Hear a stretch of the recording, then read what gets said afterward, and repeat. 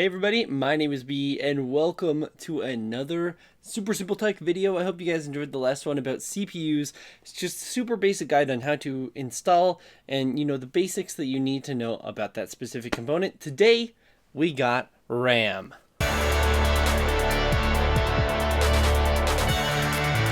You may remember this motherboard from such videos as how to paint a motherboard, seriously, and how to install a CPU. Super simple tech. So I hope you guys enjoyed that last video though, because it really was just a super basic guide on how to insert a CPU and make sure everything is working alright, and also how to install your basic stock Intel heatsink. Today we're going to be taking a look at this stuff right here. This is RAM. Now this is basically, if you can imagine your CPU as a employee working at a table, the amount of RAM you have is basically the amount of table workspace that he has. So the more RAM you have, you won't be limited. But there's a point where you can't really reach much further. So I'm gonna go through and show you guys exactly how to insert this RAM. So for reference, RAM usually comes in what's called kits. Now typically those kits are in sets of 2, but they can be in 4, and they can even be in singles. Very rarely they are in triples, but that's very, very rare.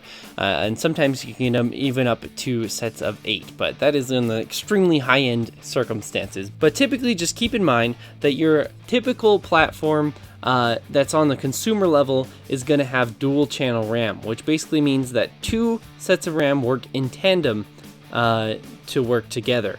And so if you have 4 sticks like I have here, you're going to have still dual channel RAM, but they're going to be running in both these gray slots and then also both these black slots. So that's why they're installed in alternating order. You're going to want to install one kind in the same color of bracket here.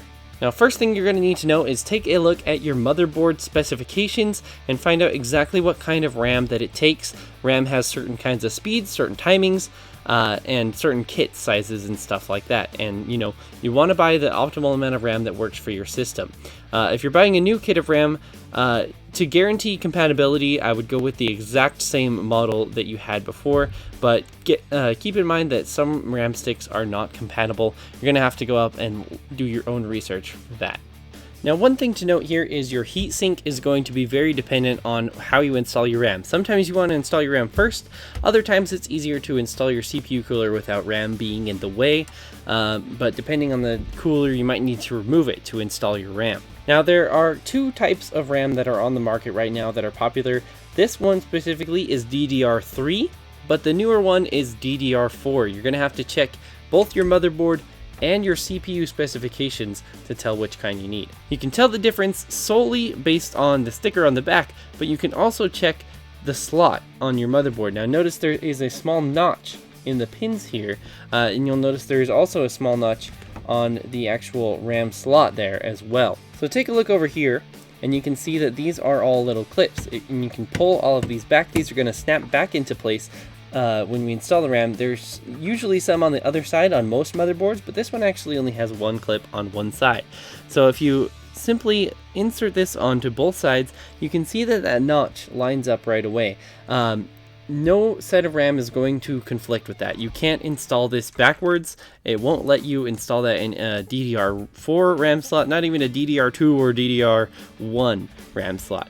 Basically what you're going to need to do is insert both sides, especially this first side without the clip, and you're just going to apply even pressure on both sides. You're going to have to push pretty hard, and you'll hear a click on either side to let you know that that is installed. Now keep in mind, like I said before, you gotta check your motherboard specifications. Some of them want you to install it in, for example, the 2nd and 4th slot, while others will want you to install it on the 1st and 3rd slot to work in the dual channel configuration.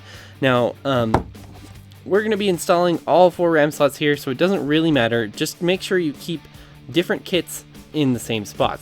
Now, it doesn't really matter that you have a certain kind in a certain place, as long as they're the same exact speed and everything like that. Also, please note that you do have different RAM speed and timings, so you're going to want to check all of those.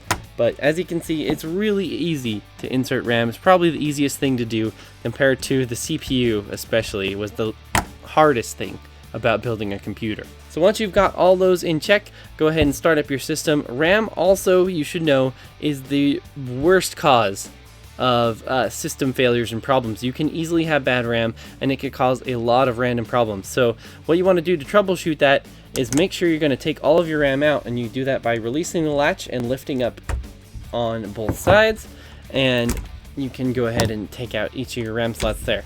Now you're going to find on your motherboard which one it's going to recommend. So say typically it's usually the second and the fourth slot that they use. So let's say we install it right there. Alright, so we're going to go ahead and start up our system. If it boots up fine, then you're going to know that one of your RAM sticks is bad, or one of your RAM slots is bad. So you're going to have to do some mismatching and testing for yourself to figure out which ones are going to work there. But anyways, guys, I hope this video really helped you out and just kind of told you some basics about what to do to install your RAM. If you have any questions whatsoever, as usual, you can always leave them in the description.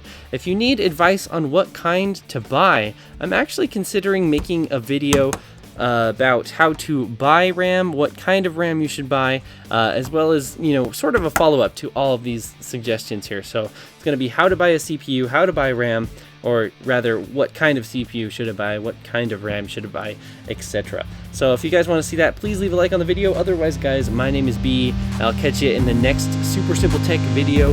See ya later.